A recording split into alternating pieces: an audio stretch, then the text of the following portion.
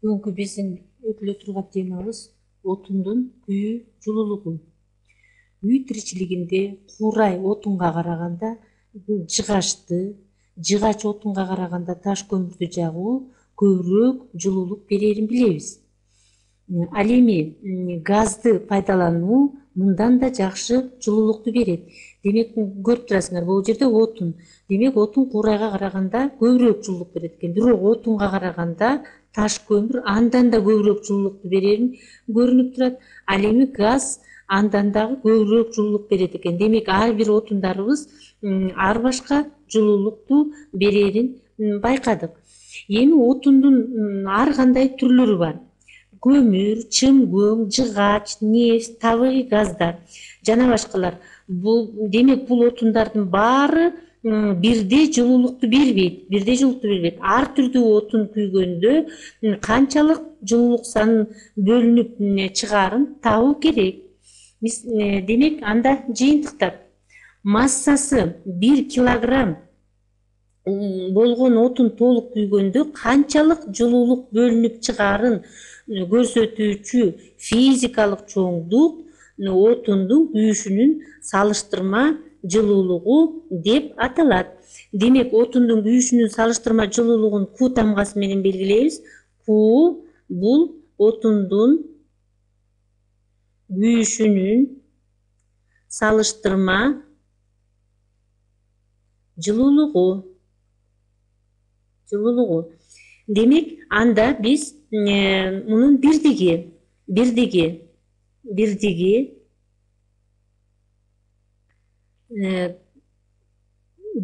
джоул бөлүнгөн килограмм. Демек 1 джоул бөлүнгөн килограмм бирдиги.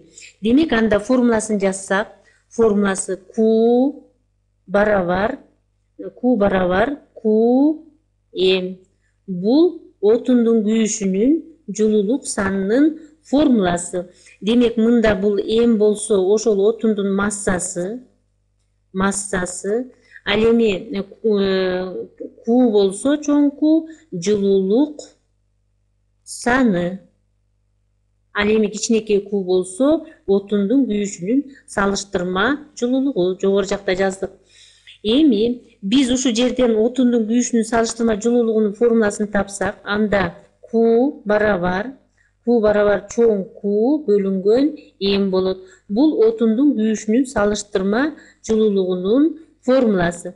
Эгер биз ушул жерден mди тапсак, m барабар ошол күйгөн отундун массасын табуу үчүн Q бөлүнгөн кичинекей Q болуп калат. Эгерде биз отун күйгөндөгү канчалык күйгөндөгү массасын табуу үчүн биз ушул формуланы пайдаланабыз. Отундун күйүшүнүн салыштырма жылуулугу көпчүлүк убактарда таблицада берилген. Биз керек болгондо ошол таблицалардан таап алсак болот. Эми Q барабар Qm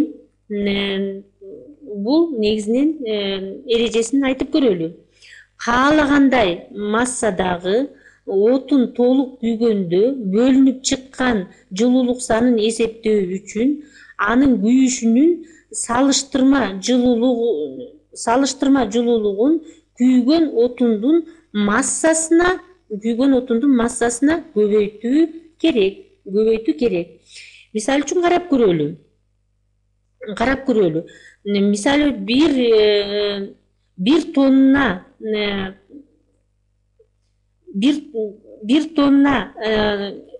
бензин күйгөндө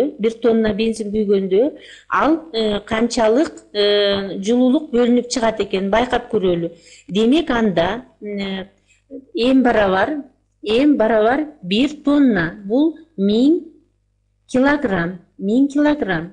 Ал эми ошол бензиндин күйүшүнүн салыштырма жылуулугу барабар 4,4 көбөйтүлгөн 10-7 даражасындагы джоул бөлүнгөн килограммга. Демек анда биз ошол жылуулук санын таап көрөлү. Анда Q барабар демек Q'буз 4,4 көбөйтүлгөн 10-7 даражасы көбөйтүлгөн 1000 килограмм барабар 4,4 көбүткөн 10-дун 10 даражасындагы жол. Демек 1 тонна бензин күйгөндө 4,4 көбөйтүлгөн 10-дун 10 даражасындагы жол энергия бөлүнүп чыгат экен. Бул энергия менен биз 20 тонна сууну кайнатып алсак болот экен.